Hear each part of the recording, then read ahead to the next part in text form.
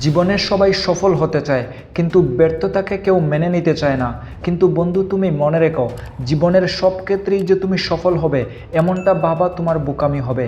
জীবনের চলার পথে মাঝে মধ্যে ব্যর্থতা আসবে, এটাই স্বাভাবিক। তখন এই ব্যর্থতা থেকে শিক্ষা নাও এবং ভেঙে না পড়ে সামনে এগুতে থাকো, তাহলেই হতাশা কেটে যাবে। আমরা সর্বদা ভাবি যে সব কিছু আমার মনের মতো হবে, কিন্তু বন্ধু, জীবনটা এমনই।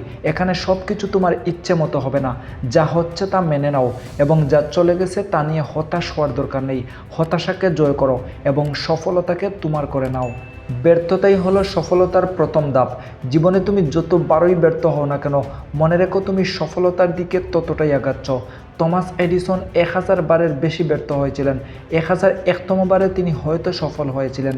জ্যাক মা 30টিরও বেশি চাকরির ইন্টারভিউও ব্যর্থ হয়েছিলেন। তাই বন্ধু, তুমি হাল ছেড়ে দিও না। এই চেষ্টাটা হয়তো শেষ চেষ্টা হতে পারে। এই চেষ্টাতে তুমি হয়তো সফল হয়ে যেতে পারো। জীবনে সফল হওয়ার আগ মুহূর্ত পর্যন্ত সংগ্রাম চালিয়ে যেতে থাকো। দেখবে সফলতা না ধরা দিয়ে লুকিয়ে থাকতে পারবে না।